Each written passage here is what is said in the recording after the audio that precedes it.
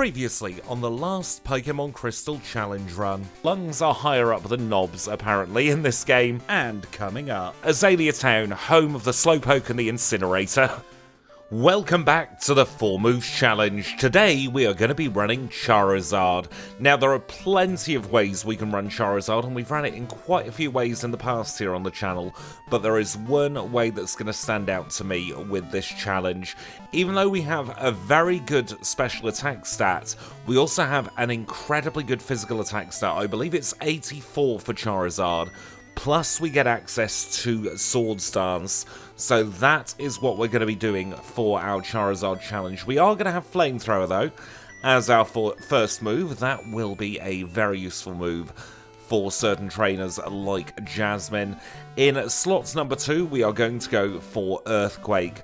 Earthquake is an all-round fantastic, very overpowered move, so we'll be happy to have it on the learn set. Then in slots number 3, we are going to go for Sword Stance. I always put my status moves in that 3rd slot, because they are the ones that we use the least throughout the course of a challenge. And then in slot number 4, instead of Return, I'm going to go for Body Slam. The fact that we can get our attack to +2 and we've got Earthquake, I don't think we are going to need Return in this challenge. So we will put Body Slam there. It's still a decent 85 power move, plus we get the chance to paralyze if we don't one-shot, but I think we're going to be one-shotting most things. So let's now take a look at our learn set. We have Flamethrower, Earthquake, Sword Stance and Body Slam at level 5. We're holding the berry with 24 HP. 14 in attack and defense, 17 in special attack, 15 in special defense, and then we've got 16 in speed. So we've got our Charizard, we've got our moves. That means there's only one thing left to do. Let's get this challenge underway. So I think Charizard's going to do fairly well for itself throughout the course of this challenge. There aren't too many places where I think Charizard will struggle. I think out of the Johto leaders, the only one that could prove to be problematic is Claire right at the very end.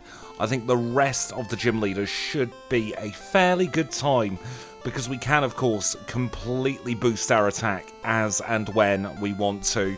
I don't think we're quite going to be in the same echelon as say Mewtwo or Scyther in this challenge, but I'm still hoping for a top 5, maybe top 10 finish. We'll have to see though. We've got a long way to go in this challenge, and the first official battle we are having is against the first rival. This time he is going to have the Toadstar line. Stands to reason it's the one that will potentially cause us the most grief throughout the course of the challenge, but even then I think a 3-shot is going to be the worst we will have for the rival battles. Let's make our way now back to Professor Elm's laboratory, where we will call the rival triple ? As we always do. After that, he is going to have a little chat with us. He's going to squish the poor old super nerd there, who very kindly taught us our moves, and we can make our way on towards Violet City. The fire type is pretty blooming good when combined with a flying type in the start of the challenge. There's only really one gym leader in the first half who could be bad, and that is Whitney, so we'll just have to set up against her Clefairy and hope it doesn't metronome something like Hydro Pump or Rock Slide. I think that's fairly unlikely, but it is within the realms of possibility. One of the things that is going to slow us down is the number of rats we face. It is a coin toss every single time as to whether we get hit by a quick attack, and if we get hit by a quick attack, naturally we're going to get slowed down. Going to try and avoid as many rats as possible, which pains me to say with Rattata being one of my favourite Pokemon, but we need to do it to get the best possible time. Not going to need too many items en route either today, so we'll just pick up the ones that are absolutely necessary. The beauty of running Charizard is we've got 100 speed, plus with Sword Stance, it does mean that we don't really need to concern ourselves too much with candying or leveling up, because we've got the ability to do that all by ourselves anyway. It's going to be one-shot city here for the first gym as well. Growing up to level 10 against Rod, and we will engage Falkner in battle. Gym leader number 1. He is a flying type specialist. He leads with Pidgey. One shot on Pidgey. Range on Pidgeotto? Yeah, range on Pidgeotto. Get it on turn 2, and we do defeat Falkner. Zephyr Badge in 2 minutes and 45 seconds. We also get TM31, that contains Mud Slap, and we can be on our merry way out of here. I suppose it didn't come into play this time because he really didn't get a chance to attack us, but I suppose the fact that we are part flying type means that Mud Slap is meaningless for Falconer there. Let us grab this Periscure Berry. We've not got too many more places now where we can get wild encounters. We'll grab the Shrapel. And I do want to get the Super Potion just in case. Don't want to battle them, so we will move around. And we don't want to battle Gordon. My movement has been terrible lately. I don't know what it is. I'm just not vibing with this new controller yet. It does take a few months for a new controller to bed in. And it's a struggle at the beginning. Oh, bloomin' heck. So many trainers who we don't want to face. However, we do want to face on good old Fire Breather Bill here. He's a simple one-shot for some decent early game experience. We will also take on Fire Breather Waltz. No, that's the Juggler Man, isn't it? Fire Breather Ray, of course. With the Ray of Light. He is who we want to take on there, growing up to 13, although he does have a priority move, which is a little bit annoying. We don't want to take on Anthony. We will grab this full heal. And do we need to PP heal? Probably not. Let us get some super potions. Probably not 5, actually. 2 super potions. And we'll get 8 repels, and we'll get another super potion for good luck as well. Skip the Pokemon Center. Have a little chat with Kurt. And we can make our way into the rocket section here in the Slowpoke Well. Hopefully we won't encounter any Slowpoke en route. It's more of Zubat Well than Slowpoke Well, really, isn't it? Now, we could get quick attacks again here by these rats, but they're playing ball, which is what we like to see. The more rats that we can go past without quick attack, the better. Gonna go for a body slam against the Zubats, growing up to 14 in the process, and an earthquake against the Ekans. I'm preserving Flamethrower for the final couple of battles. There's a Zubat. We talked it in, didn't we? Let us take on the penultimate rocket in this section. I think now we should just be fine with Flamethrower. No quick attack again off the Zubat, off the Rattata rather, that is what we like to see. And we grow up to 15. Let us take on this one last rocket. He's got a level 14 Coughing, we've got Flamethrower. Coughing has no special defense. Of course it was going to get one shot. Let us now chat with Kurt and we'll make our way into gym number 2. And this is going to be an absolute massacre today. We have the fire type, we have a flamethrower, we are just launching our flames all over the place in this gym. It is going to be completely incinerated. So please do look forward to Azalea Town's next tourist board advert, which is just Azalea Town, home of the Slowpoke and the Incinerator. Let us take on Benny now. We'll completely annihilate him, grow up to 17. And because we can, we'll take on Josh. It's a quick battle for some extra money and experience. It's going to be a one-shot, and we can now engage Bugsy in battle. Gym leader number 2, a bug-type specialist, leads with Metapod. One shot on Metapod, growing up to 18. One shot on Scyther, not growing up to anything. Oh, we do grow up to 19, blummin' heck. And we can one-shot Kakuna as well. Easy, easy, easy Bugsy. Time of 6 minutes and 34 for the Hive badge. Let's leave here and let us engage the rival in his second battle. We are running on the smaller overlay, by the way, just because of how many moves our blummin' Snorlax? Charizard has. Don't know where Snorlax came from, but yeah, we have a lot of moves, so we weren't able to fit the splits on the left-hand side this time. Complete devastation for the rival there, and we can move on with our lives. We'll stick on a repel here just at this point at the gate, because if I do movement that isn't completely terrible, it will run out at the tree, but that is relying on me doing movement that isn't completely terrible, so it's 50-50, isn't it, really? Let us see if we can do it. Only a tiny bit more movement left to go. Farfetch'd is reunited, we'll get ourselves a scythe, and we will have the repel run off right at the tree. We did it! It worked for once. I'm not as awful as I sometimes am at this game. Let's get the ether. Let us also grab this other ether. I don't know why they've put 2 ethers so close together. You never know, we might need the money from TM12 there, so we'll pick it up. We'll grab another repel, and today we will take on Gina. No point in not taking her on. We'll body slam her Hoppip. We will then also body slam her other Hoppip. And we'll body slam her Charizard just to be different. 3 one-shots, don't want to face anyone else, so we'll go through the grass instead. Quick PP pit stop here in Goldenrod City, and we shall make our way in to the bike shop so that we can get on the bike and have double quick movement. I'm actually using the bike slightly less than I used to. It finally clicked, courtesy of Snowy. There are times where we keep hitting spinners, where if we get off the bike, our movement speed will mean we'll never hit the spinners, because all the spinners in this challenge have been replaced by rotators. It's one of the modifications for the 4 moves patch. All of the spinners do have predictable movement, so there is still some skill involved. It's not like they just turn away as soon as they face you, but it does mean they are predictable, they're reliable, and I think that's the most consistent way to get through this challenge. We are going to beat up Tiru's Pokemon here. We've got Flamethrower and Earthquake. It's just generally a bad time for him.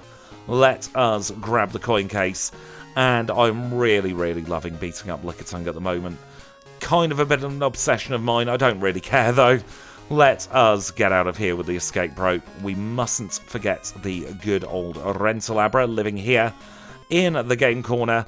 It will teleport us back to the Pokemon Center. We've got 8 Flamethrower PP at the moment, so we do not need to concern ourselves with a PP pit stop. I just parked myself in front of Kim then. This is one of the places, actually, where we can do that. I do want to take on Fire Breather Walt. We mentioned him earlier. He's got some Bumhead Fire Ducks. They are going to be very easy KOs. Should be a one-shot on both of those. And it's some very good levels. We don't want to take on Walt, however. We do... Walt? Irwin. We did just take on Walt. I will try Mr. Mark here. We'll say, oh, hi, Mark, and we will just ignite his Pokemon. What is Abra supposed to be? I know it's based on a real-life animal, but my brain is just not letting me remember what it is. I do think Abra's really cute, though, and it loses its cuteness as it becomes Alakazam. I'm not a big fan of Alakazam, I've got to be honest. I don't really see the appeal of it. I much prefer Abra and wish it had stayed as something a little bit more adorable. I'm one of those people, though, I prefer the cute Pokemon over the cool Pokemon. Ursaring notwithstanding, because Ursaring does evolve from something very, very, very cute, and Ursaring is probably joint favourite Pokemon with the Rat and Zangoose. I just love my normal types. I think I would make a much better gym leader in Goldenrod City than Whitney as well. I wouldn't have a giant Clefairy shape of plant boxes because I've got hay fever, but now we will engage her in battle. We're going to use Swords Dance. Hypnosis would have been bad. And we will Earthquake the Clefairy, growing up to 24. And this is how we deal with the cow. We one-shot it. Very good Whitney battle there. Just over 11 minutes. 11 minutes and 4 seconds for the plain badge. We can now get out of here and we can think about heading up north. Before we head up north, though, we must remember to have a little chat with Floria and the eavesdropping so-and-so. Back on the bike we go, and we shall now get off the bike, so we bypass those two. And we should probably stay off the bike for this trainer as well. So we've learnt, do not bike on Route 35. It gets you into a lot of battles. It's still a learning process, more than 3.5 years into this game. But that's kind of the fun. I think we'll never ever stop learning little quirks in Gen 2 and little time-saving tips. Because you've got to think that 3.5 years ago, under 1 hour and 30 minutes was considered a good time, and now that's considered fairly slow. For most competent Pokemon anyway. Did I stick on a repel? I can't remember. Yes, I did, but it's run out early. Let's grab the Mint Berry. We'll also grab the Cowpoo Nuggets here. Now, I don't want to take on Norman. However, I will take on both Derek and Ruth. Fairly easy battles, some good experience. Not that we need the speed stat experience in this particular challenge, though. I think 100 is about the cap for the speed I like. Any higher than that, and you're kind of really negating yourself. Because you have to think you're only really worried about speed if you can't outspeed anything. It's not like the other stats where the higher is better. It is very much a stat with a cap. Now we are going to grab 11 super repels here. We'll have a little chat with the burly man, get his phone number so that we can move some rocks later, or should I say he will move them on our behalf. Don't think we need a PP pit stop before going in the Lighthouse. And now we'll start getting our legwork in for the day. I am trying to remember to speak to as many trainers as possible, as opposed to relying on them coming up to us, because it does save a little bit of time. You don't get the exclamation mark above their head and they don't walk to you. Some trainers like Preston here though. It is unfortunately inevitable, so we'll just have to Earthquake his Growlithe. That is how we will pay him back for daring to interrupt us as we are climbing here. And again, we could have a little chat with Connie, but I think Connie's the exception because we'd have to go out of our way. Oh, poor Marill. That water gun was absolutely pathetic. Goodness me. You might as well have not even bothered. Double slap, that did more than Marill's water gun. Oh, I feel really bad for Connie there. She thought she had the type advantage. She thought she had it in the bag. And then Marill just drooled all over our Charizard. Let us grab this rare candy. We'll escape rope out. And now we need to go into the Pokemon Center now to not only PP heal, but we want our teleport spot set to here. We'll get on the bike and we'll cycle back towards Ecruteak. Oh, never normally get caught by Toby here, but some body slams will tell Toby and show him what for. Plus, we could do with the physical attack stat experience from 3 Dodrio. Very, very strong Pokemon is the Doduo line, as we have seen in recent times. If you haven't seen that video, it's one of my favourites I've done in a very long time. Let's now get ourselves into this burnt tower, where we will engage the rival in his next and middle battle. I think we're going to have an absolute breeze of it here. He leads with Haunter. We will use a Swords Dance as it swears at us, and then we'll get to Earthquaking, growing up to level 27 in the process. It's going to be a range on this Croconaw, but we high roll.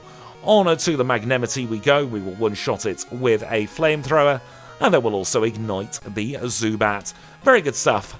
Very nice rival battle. We'll now escape via the floor. We'll release these 3 beasts that may slow us down in the future. We'll grab the escape rope. We do want to get this HP up as well so that we can sell it for some vitamins. And now, I don't think we need to take on early Kimono Girls in this one. I don't think the extra experience is going to make any difference whatsoever. So that means we are going to enter into our next gym. Now, while we're taking on the gym trainers here in Morty's Gym, I do just want to take the opportunity to say, if you do enjoy the content, please do make sure to subscribe to the channel. Your subscription really does mean the world to me, as you all know by now, I'm teaching you to suck eggs. It's free, it costs nothing, and that way you get to be told when the videos are coming out. And if you do want to see a couple of extra videos a month, we do also have a couple of HM Friend only videos coming out each month. I am recording the next one straight after finishing this Charizard challenge. Got a couple of Pokemon in mind. We'll have to see who ends up being the Pokemon recorded. It's going to be a Gen 3 Pokemon for the most part, for the backports, at least for now. So yeah, that is another option if you enjoy the videos. Obviously, if you don't want to do that, don't feel pressured into it. You still get 3 videos a week regardless.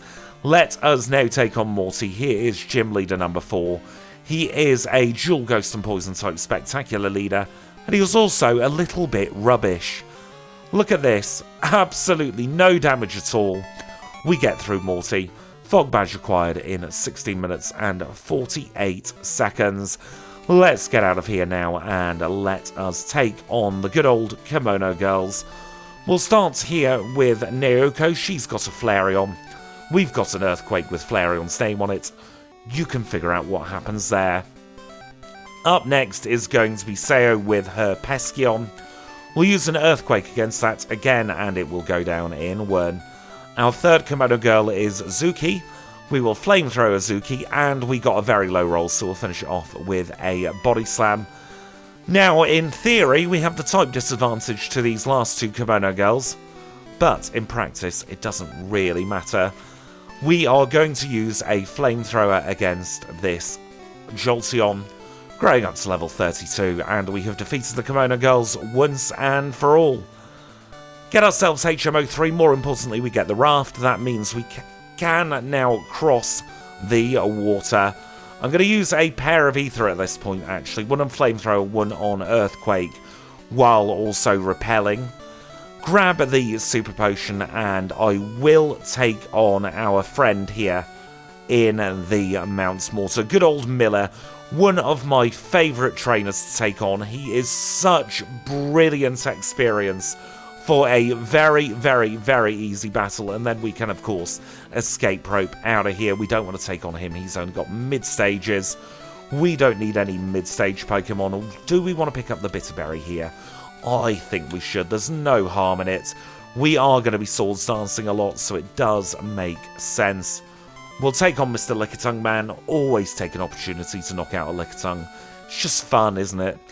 Growing up nearly to level 33. I don't think we want to take on the Slowbro. However, I will today take on good old Ron. We'll use an Earthquake against his Nidoking, growing up to 33. And that means it's time now for the Gyarados. Let us see how we get on against it. It is still a red Gyarados. We're waiting for our mythical blue Gyarados. And we'll just body slam it and knock it out in a one shot. Red scale acquired, Lance appears for no good reason. We'll say yes to him, and we will actually do the Mahogany hideout now. I see no reason not to do it now. We're not going to be getting the rare candy at the Lake of Rage. We have absolutely no need for it. So we might as well just get Mahogany Town all done and dusted. I'm not going to make you sit through this absolutely boring section though, so we will skip ahead right to the very end. And that is one rocket section all cleared out. We get the bath plug from Lancelot with the flyers, and now we can leave. We'll use an escape rope to get out of here, and we'll make our way into the next gym. This is going to be Price's Ice-type gym. We'll start off by setting fire to a Jinx. She probably doesn't appreciate that, but what can she do about it? We'll then take on Price himself. He is an Ice-type specialist, gym leader number 5 today. Leads with a Seal. We're going to set up a swords dance against this Seal. Our speed has dropped, shouldn't really mean anything in the grand scheme of things. We'll Earthquake away the Dugong, and then we shall ignite the Piloswine. Growing up to level 37 there, and we have defeated Price. That gives us the Glacier Badge in 2334, and now we'll leave, and we shall go back to Olivine Town. I was going to say Azalea Town then for some reason, but no, we are very, very much past Azalea. We'll do a quick PP pit stop, and we shall go and use our Super Repels in the sea. Not used any Super Repels yet, so they're in the wrong place at the moment. Let us now get past Kaylee. Must make sure we don't battle her. She's just an absolute waste of time and energy. We'll go into the dodgy shop here, grab the secret potion, and then I think it is worth taking on Chuck next. Even though we have a huge type advantage over Jazz, courtesy of having the fire type behind us, I think doing Chuck next is probably going to make a little bit more sense, because we should now be able to one-shot everything. Wouldn't have been confident about one-shotting most things without doing the rocket section first though, which is why I opt to take them on first. We lost about 5 seconds, 10 seconds with movement, but we have probably gained that already through not having ranges here at this gym instead. So it does just show sometimes things that look slower on paper can end up being an awful lot quicker in practice just because you're shifting things about. It means we are facing Chuck at level 38. He is the fighting type specialist of Cianwood City. He leads with Primeape. Didn't mean to Earthquake there. Meant to set up Swords Dance. It's fine. Surf's not going to do too much. We'll two-shot. Absolutely brilliant. Storm Badge acquired in 25-13. That, I think, is something that shows how good it is to reorganise your movement from time to time. Let us now go and air balloon back to Olivine City. We'll do another quick PP heal while we're here, and we'll go into the Lighthouse for our second time. I think we're going to have a very, very easy time at Jazz today. I can't see her being any issue whatsoever. Oh, I need to practice my movements some more. I think a lot of it is a combination of the new controller plus the fact that I am now running at true 4x speed. All those little kind of subtle changes that I'd made to my movement, I've got to relearn them all, because these subtle changes are now different subtle changes, and difference is hard. Let us take on Jazz now, though. She is gym leader number 7 today. Steel type specialist leads with Magnemite. We know what's going to happen here. We hold down Flamethrower to win. We melt the Magnemite for some spare parts. We say hello to the Steelix, and now it's just a little bit of molten mess on the floor, really. Let us get that mineral badge. 26-27 for the mineral badge. Bloody hell, that's quick. And we'll get the call from Professor Elm. It isn't a fair comparison yet, though, because we haven't done the housekeeping. I'll do that in just a moment. First thing I want to do, though, is get myself to Mahogany once more. We'll grab this Max Repel, and we'll make our way through the ice path. There are a few items we want to pick en route to the ice path. I'm picking up the Max Revive today because it's some money for vitamins, and I found I'm quite often just slightly shy of money for an extra vitamin. So if I can pick up a couple of extra items that sell for quite a lot of money, I might be able to remedy that. I'll have to see during the vitamin shop for this one. Not sure what type of vitamins I'm going to get either. Probably some calcium and maybe some protein. We will have to see. I do think that calcium is going to be handy in this challenge, because while we can raise our physical attack, goodness me, we cannot raise our special attack at all throughout the course of this challenge. In fact, the only move I can think of that raises special attack in Gen 2 is Growth, so that is limited to our grass types. There we go, all the items picked up. We'll now do a very quick fly to Blackthorn City again. And what should we pick up? Oh, there's the bike shop call, goodness me. I was wondering when that would happen. We'll pick up this elixir. Let's get past her and pick up the nugget. I will pick up the extra PP up today, actually, thinking about it. Could come in useful, and we do have the repel steps going spare. And the last item we'll pick up is the Purr's Cure Berry. With that, I'll do the housekeeping. I'll meet back up for rival number 4. So we find ourselves now back in Goldenrod City. The first half of the radio tower has been done, and that means it's time for another rival battle. We are in the underground for this one. He leads with Golbat. We'll use Flamethrower on the Golbat. We'll get rid of it in one shot. For Alligator is next. Ooh, what should we do here? Earthquake and hope for the best. Water gun's not going to do much, really, is it? Even with the low rolls there, we get through in 3 shots, and everything else should now be a simple one shot. We'll go back to Flamethrower for the Haunter, and we'll Flamethrower the Sneasel as well. Very, very good rival battle there. A little bit annoying that we got the low roll, but we are still on a fairly good pace. I think Charizard is one of those Pokemon that was better in Generation 1 actually than it is in Generation 2. The TM Learn set in Generation 2 is probably the worst out of all 10, I suppose now, well 9 and a bit, generations of Pokemon. You don't really have that many useful TM moves in Generation 2 compared to especially Generation 1. Things like Swords Dance being a TM in Generation 1 really does make the challenge a lot easier compared to the fairly paltry offerings here in Gen 2. I think probably, barring Earthquake, Return and Hidden Power, the best TM in Generation 2 might be Attract, because it is a 50-50 for incapacitating an opposite gender opponent. So that is the sort of thing where I think in my previous challenges, where we were doing the standard level up and TM Learn sets, I slept on Attract maybe a little bit more than I should have done.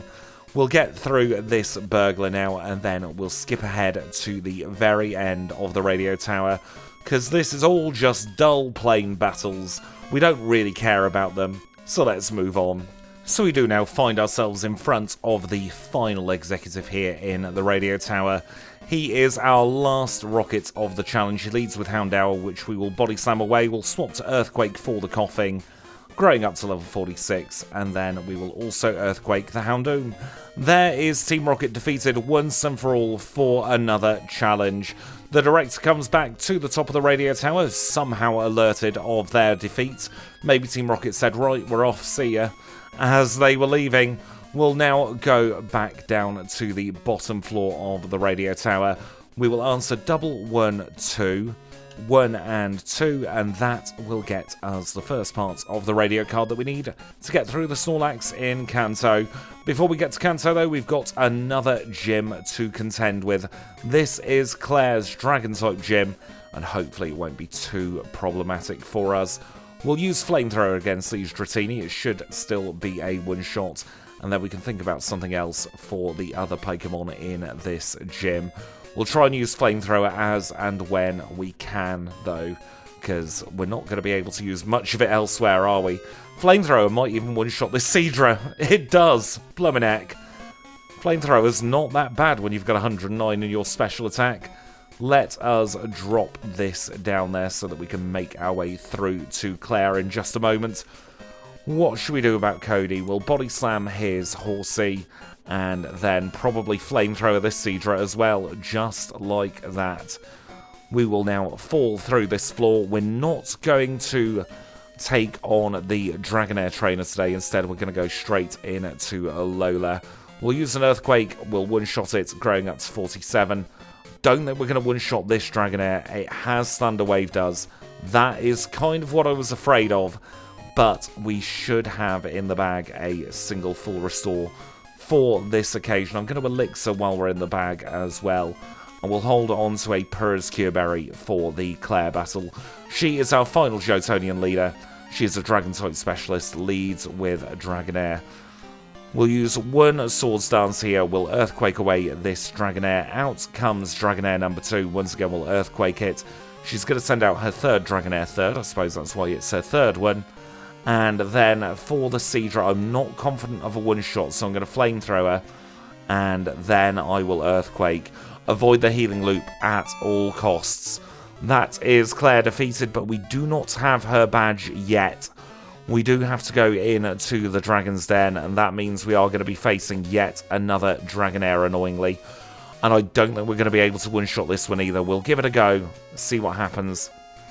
We'll Body Slam it just in case. We've paralysed it, it goes for Wrap, that's fine. So we have now got through our last Dragonair of the challenge. I'll pick up this Max Elixir, could come in useful. We'll get rid of the Whirlpool. I said yes to the Whirlpool, and yet somehow it's still decided to stay there. We'll do double 1, 2, 1, and 2 again for this questionnaire. And that's going to prompt Claire to come here into the Dragon Shrine, where we will find our final Johto badge time of 38 minutes and 28 seconds. Such a good time so far. That is all of the Jotonian leaders defeated, and that means we can now escape rope out of here, ignore the call from Professor Elm, and we will air balloon our way back to New Bark Town, where we are going to embark on our trip towards the Pokemon League. We'll go up through the Tojo Falls, and who should we take on today? Probably not many people at all. Don't want to take on her. Probably can skip him and the other trainer. Arena. Let's take on nobody optional, actually. Don't think we need it. Quick chat with the Heal House. Get past Joyce. And we shall get our way through this little maze of ledges. We do have to take on Beth, unfortunately. But a single Earthquake will put the stop on any of her plans. We'll grab this other Max Elixir and we'll do a quick loop-de-loop into Victory Road. Have our badges checked. We do in fact have all 8 badges, so we are allowed to proceed. Thank goodness for that. And now we will pick up the HP up here in Victory Road. Of course, we sold the other one for some vitamins, so we do have to grab the backup one. Let us now engage in one last battle with the rival. This time he's going to lead with Sneasel, and I see that as a free setup. We quad resist Fury Cutter, and then we'll set fire to the Sneasel. Out next is for Alligator. Earthquake is going to be a range again, but Water Gun is meaningless. Up third is Golbat. We'll use a Flamethrower on the Golbat, we'll knock it out in one. We will also Flamethrower the Magneton, knock that out in one. And here comes Haunter. Haunter goes away with a Flamethrower, and the last Pokemon is Kadabra. One more Flamethrower puts the stop on the rival once and for all. And we can now make our way into the Pokemon League. We will pick up some full restores, and then we'll take a look at our stats going into the league. We are level 49 with 162 HP. Our 4 moves for this challenge are Flamethrower, Earthquake, Swords Dance, and Body Slam. 1-2-3 in attack, 1-10 in defense, 1-4-8 in special attack, 1-2-4 in special defense, and a 1-3-2 in speed. Now, I think we're in for a very smooth league. We've got 2 Bitter Berries, 1 for Will, 1 for Karen. I can't see any of the other league members causing us any trouble whatsoever. Fire Flying with Swords Dance is a brilliant combination of typing and attacks. So we are now going to get ready for Will by holding on to our first Bitter Berry, not a super potion like that. And now we will make our way into the league proper. This is Will. He is our first league member. He is a Psychic type specialist who leads with Xatu. We'll use 1 Swords Dance against Xatu, and we can use another because he went for Psychic. We'll Body Slam away the Xatu, and it will go down in 1 shot. We'll use Earthquake on the Slowbro. No need to use Body Slam when we know that Earthquake will 1-shot. However, we will Body Slam the next couple of Pokemon, growing up to level 50 in the process, and I think a Body Slam will be fine for the Executor as well. That is Will defeated. 41-23 for the first league member. Second league member is Koga. He is a Poison type specialist who leads with Ariados. We'll set fire to Ariados, it'll go down in 1. Muck is next. We'll use a single Swords Dance as it minimalizes. Earthquake connects, so we'll knock it out. And his third Pokemon is Crobat. Body Slam's probably going to be a range here, but we do high roll. We will use a Body Slam against the Venomoth. We'll grow up to level 51, and then we can set fire to Fortress. Very, very easy stuff there at Koga. 41-58. Let us now move on to Bruno. He is Elite Four member number 3. He is a Fighting type specialist who leads with Hitmontop. Hitmontop is just free setup.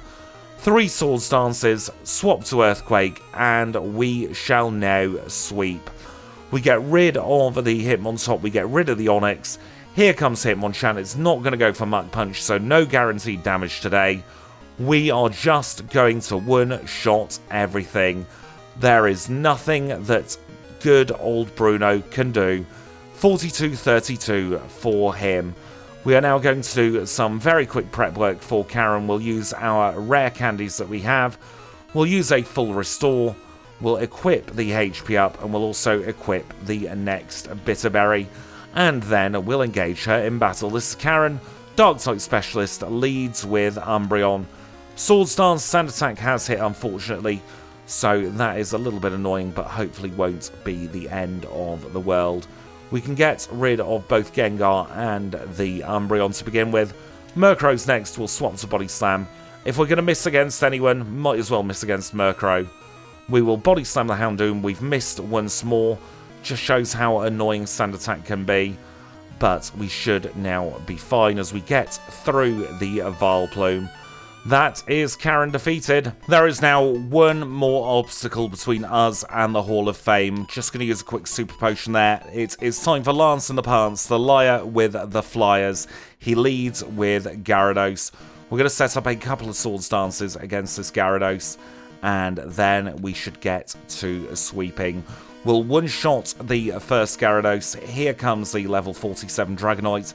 Body Slam will one-shot that. We'll do the same against Dragonite number 2. It goes down in 1 as well. And up next is Scaradactyl. That's probably a range, but we get the high roll. It's Zard versus Zard. We one-shot it. And the final Pokemon is Dragonite number 2. We make mincemeat of the Pokemon League there. And we have defeated Lance in 44 minutes and 9 seconds. Goodness me, that is a very, very fast time. That does mean we get our final Hall of Fame time for this challenge of 44 minutes and 24 seconds. Such a good run so far. Let's take a look at the midpoint leaderboards.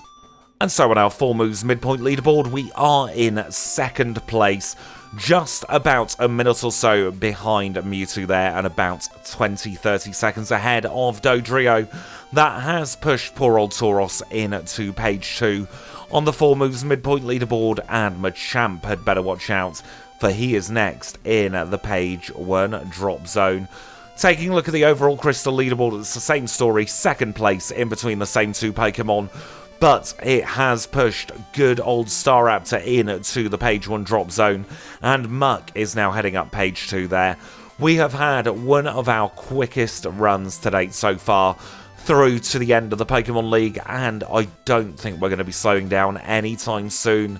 Charizard is the perfect blend of moves and stats. Combine that with a pretty good typing and you are always going to be in for a very, very fast run. Don't forget though, this is only half of the story. It could still all change. I doubt it will, but it could. There are still another 8 gym badges plus the red fight left to come here in this 4 moves challenge. So I tell you what, you better dare not go anywhere, because Kanto is next. And so we are rejoining the actions we always do here in Vermilion City, where it is straight into our first Kantonian gym. I don't think we need any more rare candies that are out of our way on this particular challenge, so we are going to go straight into the gym. Our first gym leader is Lieutenant Surge. He is an electric type specialist who leads with a Raichu. We'll use Flamethrower against the Raichu. It will be a one-shot. We're going to swap to Earthquake for the Electabuzz though, and we'll stay with Earthquake for the rest of the battle. That's because I have a feeling we might be wanting some Flamethrowers for the Erica battle. She's coming up in just a couple of gym leaders' time. 46 minutes and a couple of seconds there for the Surge split. We'll get out of here now, we'll do a quick cycle up north into Saffron City, and then we will cycle into Sabrina's gym. She is going to be gym leader number 2 of 8 here in Kanto. She is a psychic type specialist, and she will lead with her Peskeon. We'll use Flamethrower against the Peskeon, we knock it out in 1. Up next is Mr. Mime. Once again, Flamethrower is a one-shot, and then we will one-shot Alakazam as well. That is Sabrina defeated, Marsh Badge acquired in 46-38. We'll leave, and then we shall use the Rentalabra to get ourselves back to the bottom half of Saffron. And with that, we'll cycle in to Celadon. I am going to pick up the leftovers. I'm not sure if we're going to need them, but it could be good for some staying power at Red. Back on the bike and into gym number 3. This is the most egregious of all of the Kantonian gyms because there are so many bloomin' mandatories. No idea why they chose to have quite so many mandatories here in the in Erica's gym. There is absolutely no need for this number of mandatory trainers in the post-game, but it is some free levels, I suppose, so we can't whinge too much. Julia is our penultimate trainer and the one before the gym leader, and she is very easy like the rest of them. We have the quad resistance, of course, to the grass type, so I think this is going to be a pretty easy sweep. So this is Erica, gym leader number 3, a grass type specialist, leads with Tangela. We'll set fire to Tangela, it'll go down in 1, and we're just going to hold on to the flamethrower button in this particular battle. I think it would take longer to swap to other moves than it would to go through the super effective text. And just like that, Erica's reign of terror is over. We obtained the rainbow badge in 48 minutes and 3 seconds. With that, we'll leave, we'll get back on the bike, and we'll start making our way down the cycling road. We don't need the extra max elixir today, so we'll do the easy movement here, and we'll make our way towards Janine's mandatory Bob. He is a bird keeper with a Noctowl. We'll use Flamethrower, and we can then get ourselves into Fuchsia City. Janine is gym leader number 4 for Kanto. She is gym leader number 12 in total, leads with Crobat. We'll use Flamethrower and we'll knock it out and grow to 60. And we'll Flamethrower her Weezing as well. Another Flamethrower for another Weezing. That brings us on to her Ariados. Flamethrower makes light work of that as well. And then we'll Body Slam the Venomoth. Good stuff there. Easy Janine. She didn't even bother using a die hit. Time of 48:59 for the Soul Badge. With that, we shall use the Rentalabra once more to get us back to Saffron City. And we'll start making our way towards Lavender Town and the Rock Tunnel. I've learned if you get off the bike there, you can get past Super Nerd Tom really easily. We have a one mandatory here for Backwards Rock Tunnel. It is Hiker Jimothy. He's a one-shot, so now we'll make our way through the tunnel. Getting pretty good at the old Rock Tunnel. Had a bit more practice on it. Very, very smooth movement through there. We do a quick heal in the Pokemon Center, though, so that we can get ourselves back up to maximum PP. Look at that, the repel wearing off really late on for once. We will now get out of here. We've done all we can for the power plant for now. We'll air balloon over to Saffron City once more, and we'll get on the bike because it's time to make our way into Cerulean City. Going to do the quick air balloon movement here as well. Dip into the gym to make sure that Misty goes on her date. And now we'll cycle up to Nugget's Bridge. And in this Nugget Bridge, I'm not 100% sure what I want to talk about. I have been having a lot of fun, though, at the moment, really trying to curate the Pokemon we are running to try and have the most interesting sets of Pokemon back to back. Something that I've really liked doing ever since the start of the channel. I don't like repeating types. I say that when our next video is going to be a repeated type, but it is for a good reason. I've just really always had a lot of fun trying to make every single run as different as possible so that there's no real overlap between two consecutive challenges. I also do love my old groups of themed Pokemon, and I'm trying to think of some more obscure themed groups that you wouldn't really be able to tell unless somebody pointed it out to you. I've got a few of those in mind. I did like the static Pokemon back-to-back, the Sudowoodo, Snorlax, and Gyarados. I thought that was a bit of a stroke of genius, and I will be planning more of those as well. Now, one thing I am thinking about doing with 4 moves is opening it up to the entire group of Pokemon, not just fully evolved. And I think there are some mid-stages that could actually do a lot better than their fully evolved counterparts. Generally, my testing Pokemon for those are Pokemon like Poliwag and Clefairy, Pikachu. Those 3 generally seem to be my favoured mid-stage Pokemon. But do let me know if you'd like to see some mid-stages in as well, or if you'd like to wait until we've gotten through most of the lion's share, shall we say, of the Pokemon in the 4 moves challenge. We'll take on Misty now. We'll use Swords Dance against her Golduck. We're not really in any danger of being knocked out. She uses Psych Up because she sees a stat boost. And that should now give us the in to get a very, very, very easy battle. We can just Earthquake our way through the rest of the Pokemon here. And we defeat the Water-type Specialist who has a type advantage over us very, very easily. 52-35 there for the Misty split. We pick up the machine part as well. And I remember to Rentalabra. Go me! It's been a very long time since I've instinctively gone for the Rentalabra there, as opposed to going for the air balloon. We will use another Max Repel as we make our way back into the power plant. We'll have a little chat with the manager, get ourselves Zap Cannon, not that we can use it. And then we need to fly over to Lavender Town next. Oh, we used the Rentalabra there. I was celebrating that I was having a big brain moment, and then I had a tiny brain moment.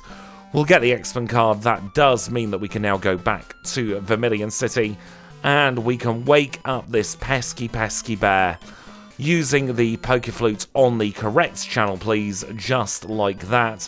We're not going to bother engaging it in battle, though. We will just run like the wimps that we are. We'll get through the rest of Diglett's Cave now. We'll go past 3 Drill for the first time, and we find ourselves in front of Brock. We just have Camper Jerry standing in for Camper Liam to get through. Quick body slam or 2 will tell him what's for. And now we will engage Brock in battle. Just going to use our last super potion and we'll use one of our max elixirs at this point. He is a rock-type specialist, of course. He's going to lead with a Graveler. We'll use Earthquake against Graveler. We will one-shot it away. Omastar comes out next because it's a water-type. Once again, it's a one-shot. Same with the Onix, and so he's going to send out his Kabutops next. Another one-shot courtesy of Earthquake, and then we will one-shot the Rhyhorn as well. Brock has been defeated, Boulder Badge acquired in 54-24. We have just 2 more gym leaders left to go. Get ourselves past 3 drill, and we can make our way in to Viridian next. We are going to take the quick routes here. We will also then bunk in to the old man. We'll air balloon in to Viridian, save a little bit of movement, and we can now start cycling down towards Pallet. Not going to do anything in Pallet at the moment, though. Instead, we're going to go on to Cinnabar. This is a really quick rare candy, so we might as well pick it up. We'll have a little chat with Blue, and we will then go in to our penultimate gym together. Our penultimate gym is going to be Blaine's Fire-type gym. He is a Fire-type specialist, much like us in this particular challenge, but he doesn't have anything super effective against us, because we will knock out all of his Pokemon before he gets a chance to move. So we one-shot the Magcargo, we one-shot the Bumphead Fireduck, and we will also one-shot the Rapidash. We now outspeed pretty much everything at Red's team as well, so we don't need to worry about any more rare candies. We'll get ourselves back to Viridian, and we will take on our final gym leader. This is Blue, final gym leader of the challenge, a mixed-type specialist who leads with Pidgeot. And I see Pidgeot as free setup. We will get off just 3 Swords Dances, and then we will body slam the Pidgeot into next week.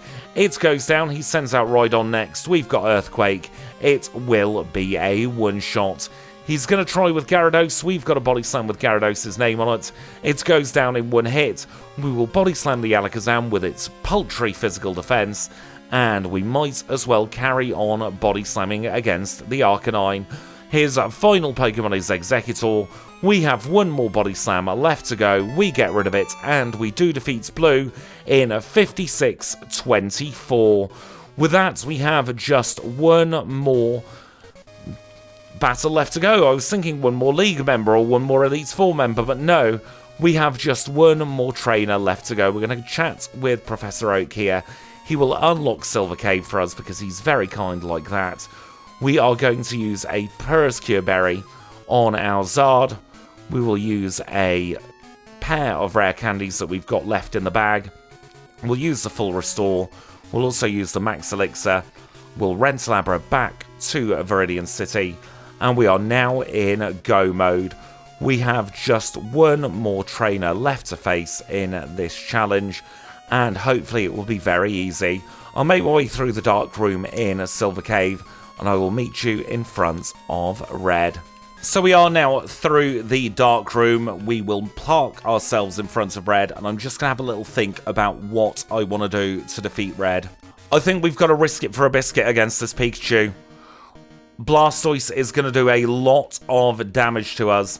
It'd be nice if we can get a couple of Thunder Misses and get all the way up to max attack. Just like that. We can Earthquake, and it will go down. Do we one-shot Blastoise? If we do, we're in with a really good shout. We crit. Brilliant. We outspeed Espeon. We one-shot it. We are not holding back now. Is Snorlax a range? We will never ever know. It's Zard versus Zard. We will swap to Body Slam for this Zard. It goes down in 1. Earthquake is the final move we will use in this challenge, and we have defeated Red in 58 minutes and 11 seconds.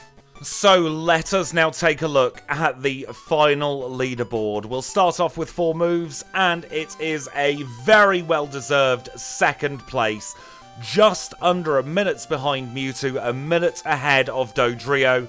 We push Snorlax down into the page 1 drop zone, and poor old Tentacruel is now on page 2 for our 4 moves challenge. let us get the full leaderboard up now for all of our Crystal videos. And once again, we're in second place. No change to the podium there, but that does mean poor old Staraptor is now down in 10th place, and Kyogre has been pushed on to page number 2. I knew at the start of this challenge that Charizard was going to be a very, very good Pokemon, but I underestimated just how good our Zard would be. The combination of Swords Dance with 2 physical moves and a very, very strong stab flamethrower meant that we had a very good challenge. Our fastest non-legendary challenge to date, and I am really, really happy. I hope you are too. If you are, please do make sure to leave a like. If you've got any feedback, leave it in the comments down below. Subscribe if you want to see more just like this. You can always become a channel membership and join the HM Friends to see some more videos. But until next time, thank you all so much for watching, and I'll catch you all very, very soon.